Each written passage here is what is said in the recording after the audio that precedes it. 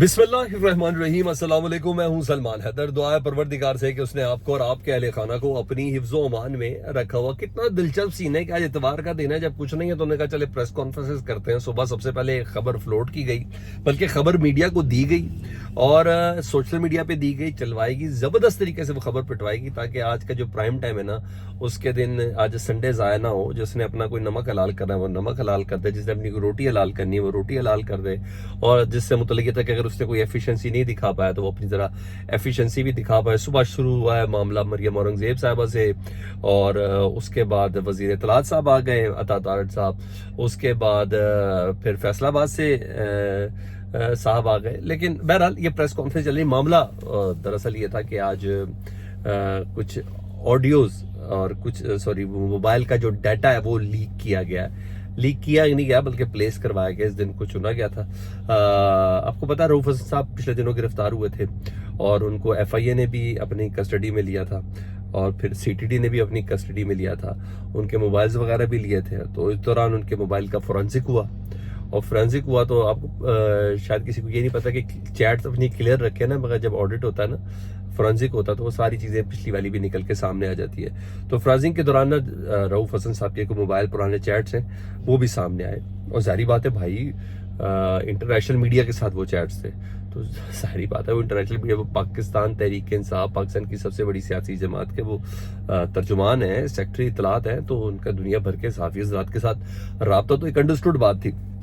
उनकी कन्वर्सेशन, उनकी चैट्स वगैरह ना इंटरनेशनल मीडिया से थी। उसमें उनकी कुछ कन्वर्सेशन लीक की गई है, लफ्ज़ है मेरा आपको, ठीक है। मैंने कहा वो तभी लीक होती है जब वक्त ज़रूरत होती है, ठीक है जी। और फिर मीडिया को जारी की गई, फिर एक सर्टेन नैरेटिव बयान किया गया। तमाम मीडिया को मैंने देखा एक जैसा OC, एक जैसी हेडलाइन, और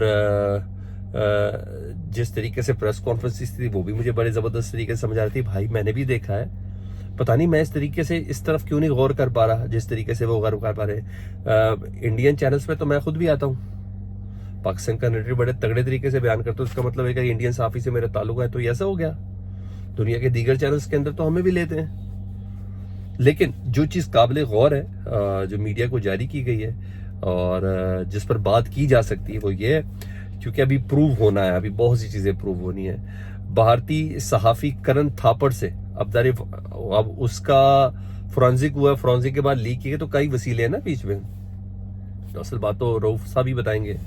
भारतीय सहाफ़ी करण थापड़ साहब, जिनको भारत में कहा जाता है कि प्रो पाकिस्तानी है, ये भी मैं आपको बता दूं, यानी इतना वो इंडो पाक दोस्ती के कायल है करण थापड़ साहब।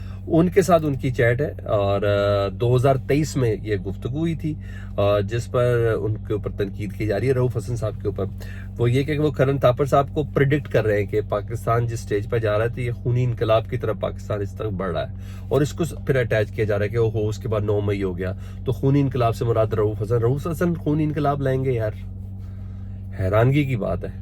उसमें करण थापड़ ये भी तो कह रहे हैं कि सर प्लीज मेरा जरा शाह महमूद कुरैशी से मेरा इंटरव्यू भी करवा दें। ये सब ये गिरफ्तारी उस वक्त नहीं हुई थी ना, प्लीज जरा मेरी अब वो जरा इंटरव्यू भी करवा दें। ये सब चीजें थी, तो उससे जोड़ा जा रहा है। और बहरहाल वो चैट सर्टन फ्रेंडली थी, तो वो इतनी कम वो जिसे कहते हैं प्रोफेशनल नहीं थी, तो वो कंट्रोवर्शियल हो गई और इसके ऊपर सब बात हो रही है, क्योंकि सामने भारतीय सहाफ़ी था और हालात मौफिक ये कि पाकिस्तान तहरीक इंसाफ के खिलाफ को बयानिया बनाना है, और जो भारतीय सहाफ़ी था तो फिर जारी बात है ओपोनेंट वही साहब चलेंगे, और बयानिया बनाने के लिए भारतीय सहाफ़ी का कंटेंट होना ही काफ़ी है, और ये सब चीज़ें थी।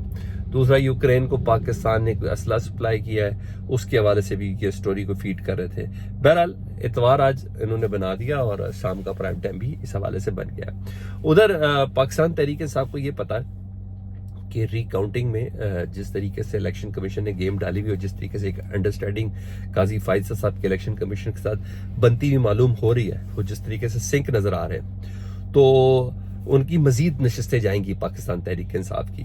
तो इससे पहले क्योंकि 4 दे चुके और 7 अभी और बाकी हैं जो देनी है ना नशस्तें। तो और जिस तरह काजी साहब ने नून लीग को भी दी, 2 गुजरावाला की थी, ایک ان کی تھی ننکانہ صاحب کی اور ایک ان کی لودھرا کی، ٹوٹل 4 نشستیں دلوائی ہیں. تو 2/3 کی میجورٹی کے لیے خیر اس سے تھوڑے زیادہ ریکوائرڈ، 16-17 اور نشستیں ریکوائرڈ ہیں، مگر ابھی 7 تو جب آرام سے دی سکتے، پھر 7 تو کسی کو بھی بنایا جا سکتا ہے، کچھ بھی کیا جا سکتا ہے.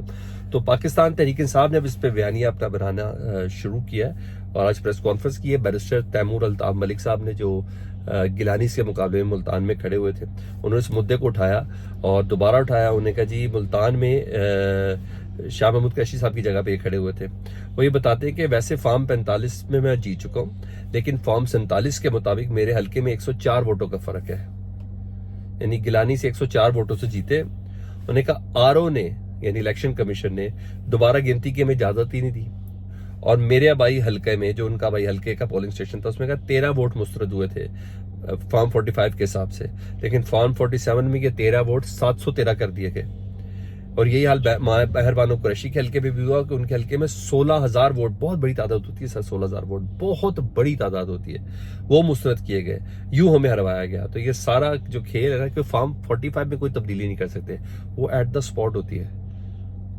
جی ہاں، وہ پولنگ ایجنٹس کے سامنے جاری ہوتا ہے، کیونکہ وہ اسی وقت ریئل ٹائم پہ ڈسپلے کرنا ہوتا ہے اور ڈیلیور کرنا ہوتا ہے. فارم 47 بعد میں الیکشن کمیشن بناتی ہے تو اس پہ یہ ساری گمبھیرتا بنائی گئی ہوتی ہے. تو انہوں نے کہا بھائی اس طرح مارے ہیں. تو پاکستان تحریک صاحب اس طرف بھی چلتی نظر آ رہی ہے. ادھر محمد زبیر صاحب، نام تو آپ نے سنا ہوگا، مسلم لیگ نون کے جو قیادت ہے، میاں محمد نواز شریف صاحب ان کے ترجمان، مریم نواز صاحبہ کے ماضی کے ترجمان رہے ہیں. تو ان سے متعلق یہ خبریں اس وقت آ رہی ہیں اور بڑی اسٹرانگ فٹ پہ یہ خبریں آ رہی ہیں کہ وہ پاکستان تحریک انصاف میں شامل ہونے جا رہے ہیں. ویسے کوئی شک نہیں کہ کچھ عرصے سے وہ پاکستان تحریک انصاف کے نیریٹو کو لے کے آگے چل رہے تھے، ان کے حق میں بیانات دے رہے تھے پاکستان تحریک انصاف کے، ایون اینکرز کو ٹوک کر رہے تھے. یہ بانی چیئرمین کیا ہوتا ہے، یہ قیدی نمبر 804 کیا ہوتا ہے، اب ان کا نام لیں، یعنی یوں کر کے بات کر رہے تھے. تو بڑا اصرار کرتے تھے وہ. تو پی ٹی آئی کا بیانیہ بھی ٹو کرتے ہوئے اس وقت وہ نظر آ رہے تھے. تو اب خبر یہ ہے کہ وہ پاکستان تحریک انصاف جوائن کرنے جا رہے ہیں. یہ دلچسپ ہوگا کیونکہ پہلے بیانات کے ذریعے انہوں نے پاکستان تحریک انصاف کا اعتماد لیا اور اب باقاعدہ پارٹی جوائن کرنے جا رہے ہیں. آپ نے یہ ذہن میں رکھنا ہے جنرل باجوہ صاحب تک، یعنی اسٹیبلشمنٹ تک نواز شریف اور مریم نواز صاحبہ کی جو پیغامات تھے وہ یہ حساب دینے کے لیے جاتے تھے.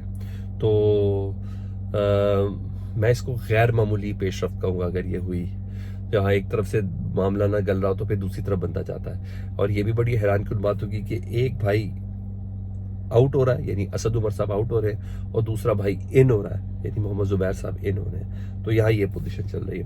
اور آخر میں آپ کو بتاؤں کہ اللہ کرے میرے پاکستان کے لیے بہت بڑا اعزاز ہوگا کہ اگر آکسفورڈ یونیورسٹی کا چانسلر کے لیے عمران خان صاحب کامیاب قرار پاتے ہیں. ووٹنگ کا عمل اکتوبر میں شروع ہونا ہے، لیکن اچھی بات یہ ہے کہ آکسفورڈ یونیورسٹی چانسلر الیکشن کے لیے عمران خان صاحب کے کاغذات نامزدگی جمع ہو گئے ہیں اور یہاں کوئی قاضی نہیں ہے جو کاغذات نامزدگی مسترد کرے، یہاں کوئی سکندر سلطان راجہ نہیں ہے جو عمران خان صاحب کے کاغذات نامزدگی مسترد کرے. وہ زلفی بخاری صاحب نے کاغذات نامزدگی جمع کرائے ہیں اور یہ الیکشن اکتوبر میں ہونے جا رہے ہیں. تو یہاں یہ پوزیشن چل رہی ہے. دوسرا، آج میری بات ہوئی، گفتگو ہوئی فواد چودھری صاحب سے. تو میں نے ان سے پوچھا کہ فواد چودھری صاحب کہ آپ کا بحیثیت وزیر اطلاعات، سابق وزیر اطلاعات، آپ کا کیا انالیسز ہے جس طریقے سے عطا تارڑ صاحب پریس کانفرنس کر رہے ہیں، پریس کانفرنس کر کے یہ بتاتے ہیں کہ جناب اب فیض حمید صاحب کا گٹھ جوڑ 9 مئی سے جوڑا جا رہا ہے، اب سابق جج بھی رگڑے میں آنے والے ہیں اور فیض حمید نے مل کے یہ ساری حرکتیں وہ کی تھی. تو میں نے کہا صرف یہ مجھے بتا دے، ایک صاحب فوج کی کسٹڈی میں ہے، آرمی ایکٹ کے تحت ان کے پر کورٹ مارشل ہو رہا ہے، کیا پاکستان کے وزیر اطلاعات کو ان کی انویسٹیگیشن کے حوالے سے کوئی اطلاعات ہوں گی؟ انہوں نے کہا بالکل نہیں، یہ ہو ہی نہیں سکتا. آپ نے کسی طور پر بھی عطا تارڑ صاحب کی کسی پریس کانفرنس میں اعتبار نہیں کرنا، سیم اسی طرح جس نے کچھ عرصہ پہلے انہوں نے پریس کانفرنس کر کے کہا تھا کہ پاکستان تحریک انصاف پر ہم پابندی لگانے جا رہے ہیں، ان کو کالعدم قرار دینا چاہ رہے ہیں. انہوں نے کہا نہ وہ خبر صحیح تھی نہ یہ والی خبر صحیح ہے. تو بس سنڈے تھا، انہوں نے اس کو فنڈے کر دیا. یہ اس وقت چل رہا ہے. فیڈ بیک سے متعلق ضرور آگاہ کریں، اپنا بہت زیادہ خیال رکھیں. اللہم صلی علی محمد وعلی محمد.